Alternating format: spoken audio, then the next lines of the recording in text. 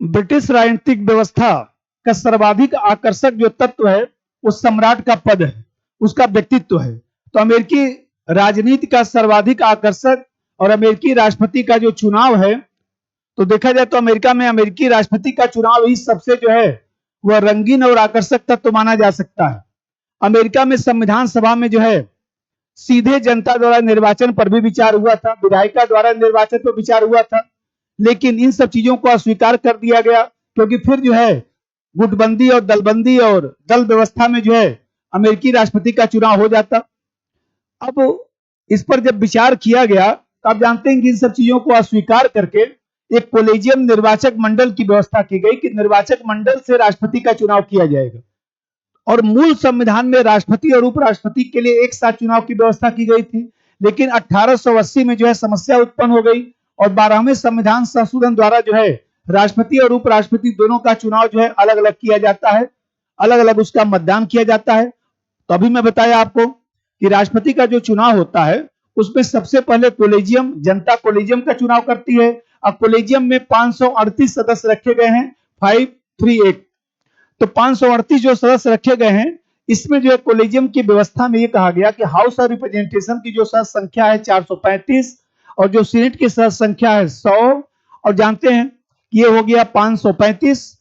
अब वहां पर जो कोलंबिया है वो एक डिस्ट्रिक्ट के रूप में है, तो शुरुआती दौर में तो उसके सदस्यों की बात ही नहीं की गई, लेकिन बाद में जो है 23वां संविधान संशोधन द्वारा जो है डिस्ट्रिक्ट कोलंबिया के लिए 3 सदस्य रखे गए। इस तरह से देखा जाए तो 435, 100 और 3। इस समय कोलेजियम में जो है 538 सदस्य हैं और राष्ट्रपति का जो चुनाव होता है उसके लिए बहुमत प्रणाली है, आधे से ज्यादा मत प्राप्त करना होता है। इसका मतलब कि कोलेजियम पहले जनता कोलेजियम का चुनाव करेगी और कोलेजियम मतदान जो करेगा उसमें से 270 मत जिसके पक्ष में पड़ेंगे वही राष्ट्रपति बनेगा।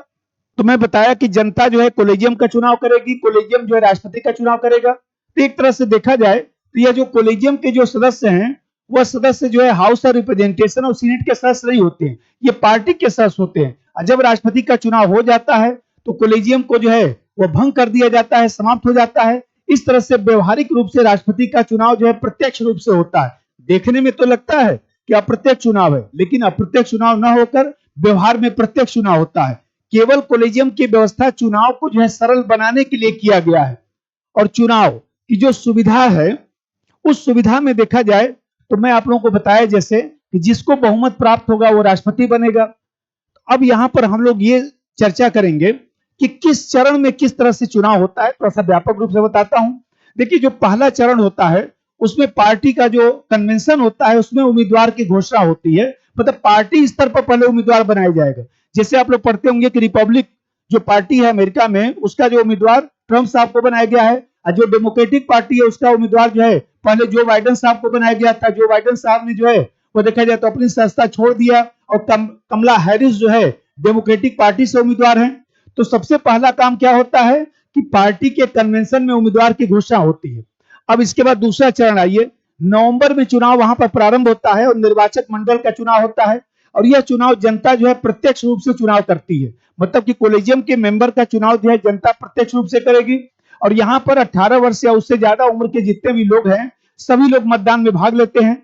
और यहाँ पर निर्वाचक मंडल का जो चुनाव है वो वही व्यक्ति लड़ सकता है जो न तो कांग्रेस का सदस्य हो, मतलब हाउस ऑफ रिप्रेजेंटेशन और सीनेट का सदस्य ना हो और न ही किसी लाभ के पद पर जो है आसीन हो, तो वही व्यक्ति जो है कोलेजियम के सदस्य के रूप में चुनाव लड़ सकता है। निर्वाचक मंडल के जो सदस्यों का चुनाव होता है वह लिस्ट सिस्टम द्वारा होता है, सूची प्रणाली द्वारा होता है। वह व्यक्तिगत न होकर सामूहिक रूप से होता है।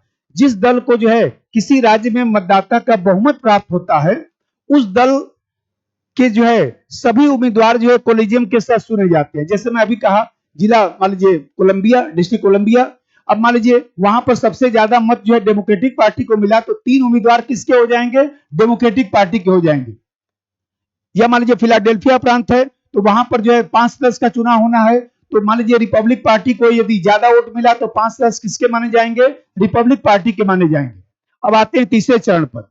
अब जानते हैं कि यहां पर जो है अब निर्वाचक मंडल का चुनाव हो गया तो निर्वाचक मंडल द्वारा राष्ट्रपति का चुनाव अब किया जाता है।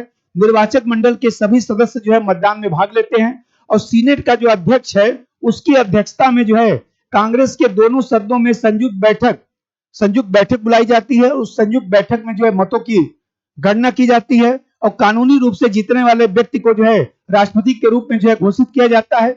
अब जरा सा अगला चरण, चौथा चरण बताता हूं।